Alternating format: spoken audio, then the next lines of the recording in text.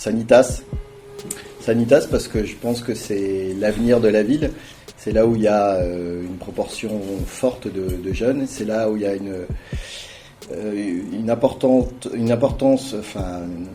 un nombre important de problématiques. Et donc la priorité pour un nouveau maire, ça sera de travailler sur le Sanitas. Pour un écologiste, la question ne se pose pas. Si on veut sauver la planète, on n'a pas le choix que de changer de type de mobilité. La priorité, c'est la marche, et en deux, c'est le vélo. Et je pense que la ville de Tours est vraiment appropriée pour développer cette part modale qui permettra de réduire la pollution et qui permettra, on l'espère, de contribuer à la réduction des gaz à effet de serre. Moi, je suis un grand sportif. Je pense que les deux sont extrêmement importants, mais moi, j'ai, à titre personnel, mon équilibre psychologique, mon équilibre physique, il est vraiment lié à une condition indispensable de courir à peu près 25 km par semaine. Je pense que malheureusement c'est une réalité. Je pense qu'il y a vraiment un gros souci aujourd'hui de doctrine de maintien de l'ordre public. Donc c'est un vrai sujet. Je pense que c'est un sujet moindre pour la police municipale, mais quand même sur la police municipale, il faudra qu'on travaille sur plus de proximité, faire en sorte de recréer des liens entre la population et cette police. Alors moi c'est chocolatine parce que j'ai passé 3 ans dans le sud-ouest, et 3 ans, plus que ça, si c'est ça, 4 ans. 4 ans dans le sud-ouest, en école d'ingénieur et puis 1 an à l'armée. Et c'est une très belle région qui me laisse de très bons souvenirs, et là-bas c'était des chocolatines. Bien sûr le troc. Et le troc c'est essentiel. On est dans une société de la surconsommation.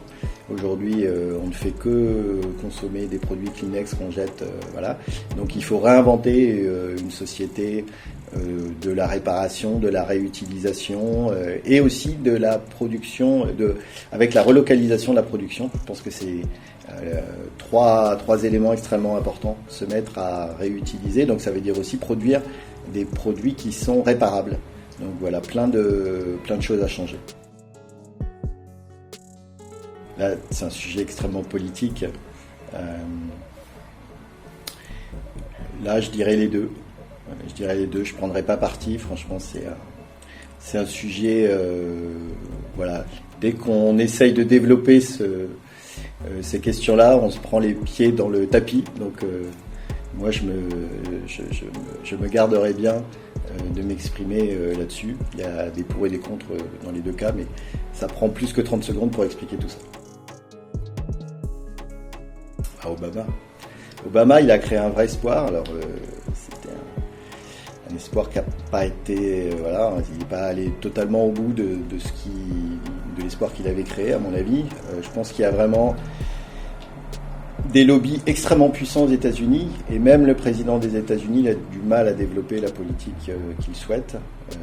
Trump, c'est tout ce qu'il faut jeter. Donc, bien sûr, Obama, avec une petite déception, je pense qu'il aurait pu faire plus et mieux.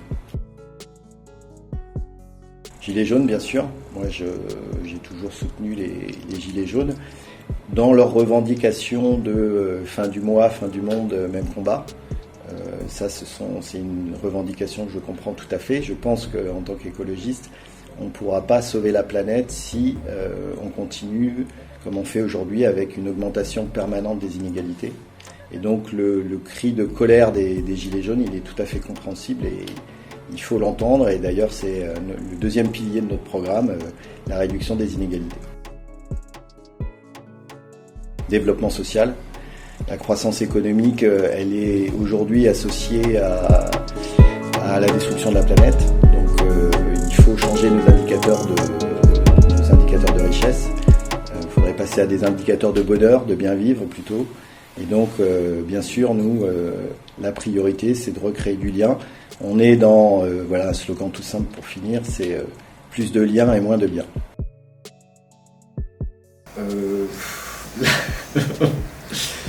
je les connais pas très bien ni l'un ni l'autre, donc je dirais au hasard, parce que je l'ai entendu une fois, j'ai trouvé sympathique Maître Gims.